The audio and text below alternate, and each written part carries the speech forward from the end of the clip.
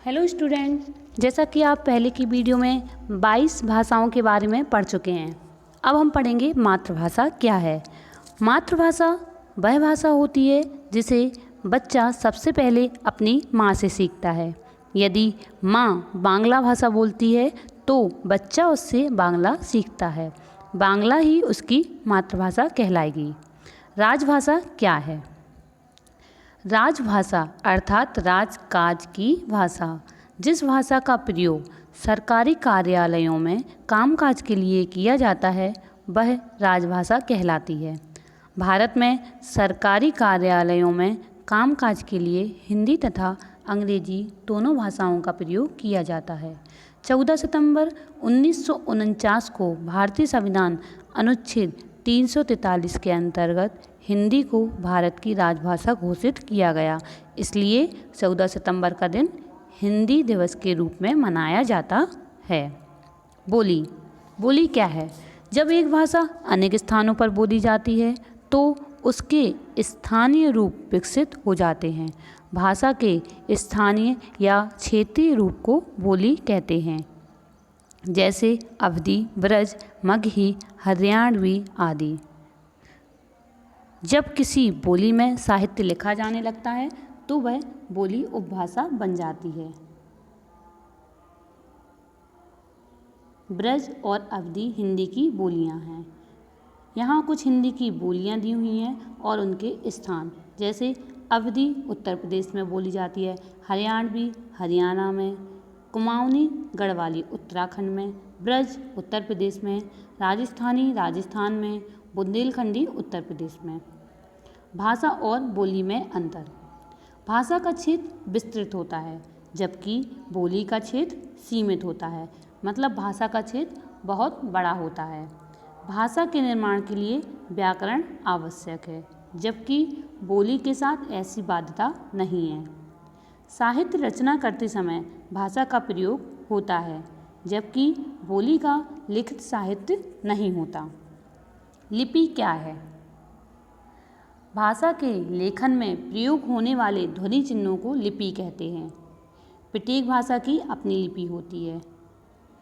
विश्व की कुछ प्रमुख लिपियाँ इस प्रकार हैं, जैसे अंग्रेजी, फ्रेंच, स्पेनिश, जर्मन की लिपि रोमन है, उर्दू की फारसी, तमिल की तमिल, चीनी की चित्रलिपि, पंजाबी की गुरुमुखी, बांग्ला की बांग्ला, अरबी की अरबी और हिंदी, संस्कृत, नेपाली की देवनागरी।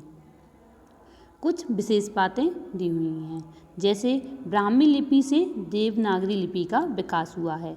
इसे नागरी लिपि के नाम से भी जाना जाता है। हिंदी का जन्म संस्कृत से हुआ है। अधिकांश लिपियां बाएं से दाएं लिखी जाती हैं, परंतु फारसी लिपि दाएं से बाएं लिखी जाती है। व्याकरण क्या है? व्याकरण वह शास्त्र है जो हमें किसी भाषा के नियमों को सिखाकर उसके शुद्ध रूप से परिचित कराता है। व्याकरण के अंग। व्याकरण के मुख्य 3 अंग हैं। वर्ण विचार। भाषा की मूल ध्वनियों के लिखित रूप वर्ण कहलाते हैं। वर्ण किसे कहते हैं? भाषा की मूल ध्वनियों के लिखित रूप वर्ण कहलाते हैं। वर्ण विचार में वर्णों के आकार, उच्चारण, वर्गीकरण आदि के विषय में विचार किया जाता है। शब्द विचार। वर्णों के मेल से शब्द बनते हैं। शब्द विचार के अंतर्गत शब्दों के भेद, उनकी उत्पत्ति तथा रचना आदि से संबंधित जानकारी प्राप्त होती है। वाक्य विचार। शब्दों के सार्थक मेल से वाक्य बनते हैं। वाक्य विचार में वाक्यों के अंग, भेद, वाक्य विश्लेषण, विराम चिन्ह आदि के विषय में विचार किया जाता है। कंप्यूटर और हिंदी।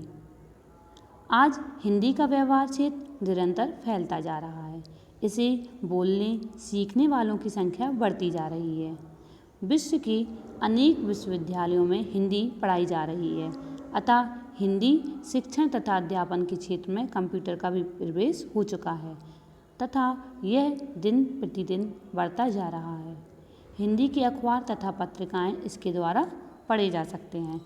अनेक ऐसी वेबसाइट हैं जिनमें हमें हिंदी साहित्यकारों के बारे में जानकारी मिलती है। इंटरनेट के द्वारा हिंदी में हम ईमेल भेज सकते हैं और अपना ब्लॉग भी हिंदी में बना सकते हैं। यही नहीं, इंटरनेट के द्वारा हिंदी भाषा घर बैठे भी सीखी जा सकती है। हिंदी के विषय में कुछ विशिष्ट जानकारी।